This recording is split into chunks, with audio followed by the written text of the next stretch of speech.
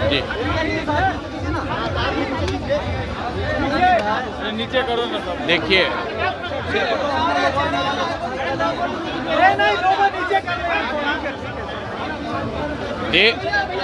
देश भर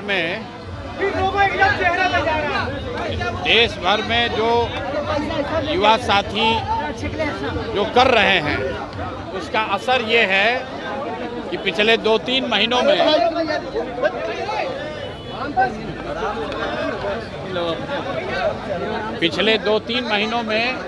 आप देश में लोकतंत्र की ताकत को देख रहे हैं। इसी बिहार में पिछले 3-4 वर्षों में जितनी बार कोई प्रदर्शन करने आया हो, चाहे समाज का कोई भी वर्ग हो, सब पर लाठी चली है। आज कम से कम लाठी चलाने से पहले सरकार या प्रशासन 2 बार सोच जरूर रहा है। ये लोकतंत्र की ताकत है और एक तरह से बेहतर बात है। छात्रों के जो जायज़ मांग हैं उस मांग को सरकार को मानना चाहिए, चाहे वो टीआरई का मामला हो या अन्य जो छात्रों के मामले हैं। छात्रों के इन मामलों को सरकार दबा नहीं सकती है और हमने ये पहले भी कहा है कि जो कुछ भी जंतर मंतर पर हुआ है वो वन ऑफ नहीं है। जो यहाँ पर शिक्षा व्यवस्था पूरे देश में शिक्षा का जो प्राइवेटाइजेशन हुआ है, कोचिंग संस्थाओं के जरिए व्यवसायीकरण हुआ है, उसके माध्यम से जो पेपर लीक हो रहा है और जो बड़े पैमाने पर बेरोजगारी है, इन तीनों 4 चीज़ों को अगर आप जोड़ेंगे तो युवाओं में एक बहुत बड़ा वर्ग है जो आज की व्यवस्था से खुश नहीं है। और अगर सरकार उनकी बातों पर गंभीरता से ध्यान नहीं करती है, कोर्स करेक्शन नहीं करती है, तो सड़कों पर छात्रों के आंदोलन आपको और आज ये देखने को मिलेंगे। शिक्षा मंत्री तेजस्वी यादव को कह रहे हैं पहले 10वीं पास कर ले।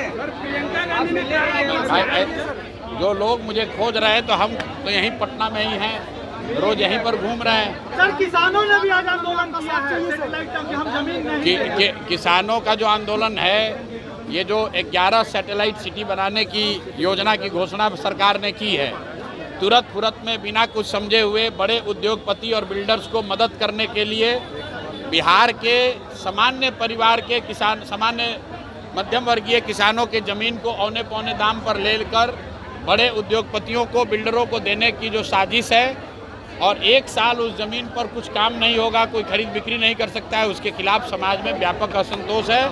और ये हम जब ये सरकार कानून लेकर आई थी उस दिन से हम लोग कह रहे हैं कि ये बिहार में संभव ही नहीं है, सरकार इसको नहीं कर पाएगी, समाज में इससे असंतोष बढ़ेगा और बड़े पैमाने पर इस पर आंदोलन होगा। सरकार के लिए संभव नहीं है कि हजारों एकड़ ज़मीन एक्रॉस बिहार 11 बड़े शहरों के इर्द गिर्द इतनी महंगी ज़मीन, आपके पास सैलरी देने का पैसा नहीं, आप इतना ज़मीन एक्वायर कैसे करेंगे? और एक्वायर करेंगे तो किसानों को, भूमि धारकों को उनका मुआवजा मिलना चाहिए। ये कहने से कि ज़मीन का रीडेवलपमेंट करके आपको वापस दे देंगे, उससे ज़मीन का भाव बढ़ जाएगा, ये आर्गुमेंट पर कोई ज़मीन अपना देने वाला नहीं है। शिक्षा मंत्री ने बयान दिया है कि तेजस्वी पहले 10वीं पास कर ले, उसके बाद शिक्षा पे वो सुझाव देंगे बिहार सरकार। ठीक बात है। तो अगर तेजस्वी यादव को 10वीं पास देने का सुझाव मिथिलेश तिवारी जी दिए हैं तो हमको लगता है कि अगले कैबिनेट की बैठक में अपने मुख्यमंत्री सम्राट चौधरी को भी ये सुझाव देंगे कि तेजस्वी के साथ साथ सम्राट चौधरी भी अगली बार 10वीं का एग्ज़ाम दे दें। मैं तो बिहार की जनता की ओर से, पढ़े लिखे युवाओं की ओर से, उन सारे लोग की ओर से आग्रह करूंगा कि यहाँ के नेता, मुख्यमंत्री सम्राट चौधरी और विपक्ष के नेता तेजस्वी यादव, दोनों आदमी अगली बार मैट्रिक का एग्ज़ाम देकर पास हो जाए, ताकि यहाँ के लोगों का विश्वास हो कि भाई इनको ये मैट्रिक भी पास अपने दम पर कर सकते हैं। दोनों को अगली बार मैट्रिक का परीक्षा देना चाहिए। प्रियंका गांधी ने कहा है कि 40 सालों में अभी तक बेरोजगारी दर बढ़ी है। प्रियंका गांधी ने कहा